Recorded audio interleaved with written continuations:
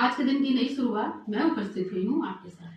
मैं नीतू वर्मा, मेरा काम है आपको जागरूक करना देश के समस्त नागरिकों को। जय लोकतंत्र, जय संविधान। जैसा कि आप देख रहे हैं कि मैं निरंतर उपस्थित हो रही हूँ, भारत के संविधान के अलग अलग शब्दों पर वीडियो जारी कर रही हूँ, क्योंकि संविधान में कुछ शब्द कठिन है, कुछ लोगों को आसानी से समझ नहीं आते हैं। संविधान पढ़ने तो बैठते हैं लेकिन संविधान बंद करके रख देते हैं। इसलिए मैंने सोचा कि संविधान के शब्दों पर अलग अलग वीडियो मैं जारी करूं और सरल भाषा में आप लोगों को समझाने का प्रयास करूं।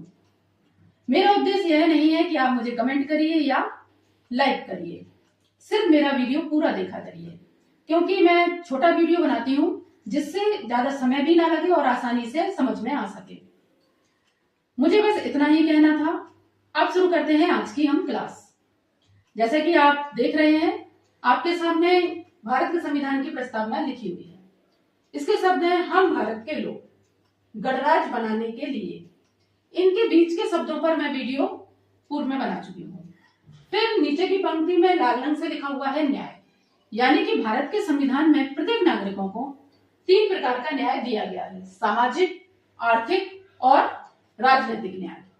इसको मैं पूर्व में जानकारी दे चुकी हूँ।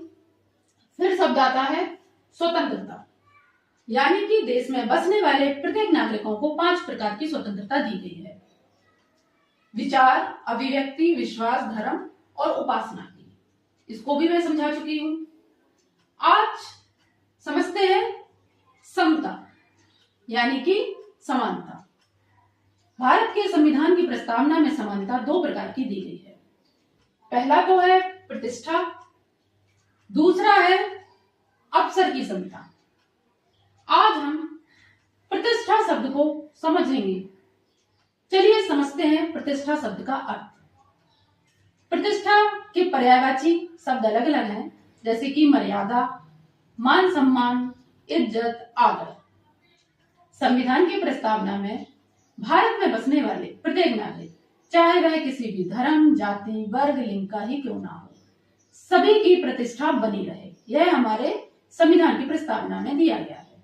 हम एक उदाहरण के तौर पर समझते हैं। जैसे कि कोई शिक्षक है, अपने बच्चों को पढ़ाता है, कहीं पर भी अगर वह जाता है किसी भी प्रोग्राम में, तो अध्यापन के पेशे से उसकी प्रतिष्ठा बनी रहेगी।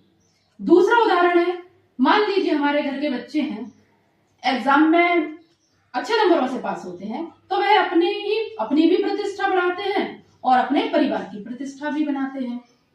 तो यह है प्रतिष्ठा शब्द का अर्थ। संविधान की